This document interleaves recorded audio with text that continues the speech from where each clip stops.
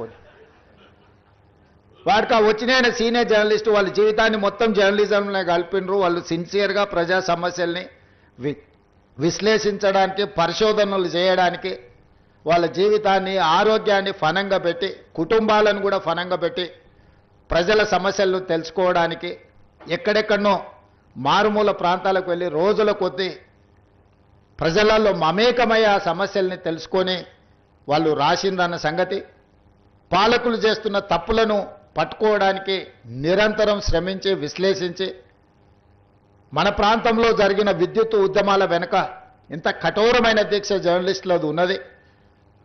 సరళీకృత విధానాలు వచ్చినప్పుడు ఆ సరళీకృత విధానాలు దేశ సంపదను పెట్టుబడిదారులు ఏ విధంగా కొల్లగొడతారని ఆనాడు విశ్లేషించిన జర్నలిస్టులకు ఈరోజు వచ్చినోనికి వాళ్ళ గురించి ఓనమాలు కూడా తెలియని పరిస్థితి. వాళ్ళు వస్తే కనీసం కూర్చోమని చెప్పాల్సిన కనీస మర్యాద పాటించాలన్న ఇంగిత జ్ఞానం కూడా కోల్పోయిన వాళ్ళు ఈరోజు వచ్చి మేము పత్రికా సమావేశాలు పెట్టినప్పుడు ముందల వరుసలు కూర్చోవడం కూడా ధిక్కారంగా, మనమేదో లోకు అయినట్టు వాడేదో మన మీద పెత్తనాన్ని చెలాయించడానికి వచ్చినట్టు మన కళ్ళకు చూస్తుంటాడు. ఇంకా నువ్వు నమస్కారం పెడతలేవు, నన్ను చూసి తల ఉంచుకుంటలేవేందని. నాకైతే అప్పుడప్పుడు అనిపిస్తుంది దిగిపోయి పల్ల చెంపలు వలగొట్టాలని. కానీ పరిస్థితులు, హోదా అడ్డం వస్తుంటాయి.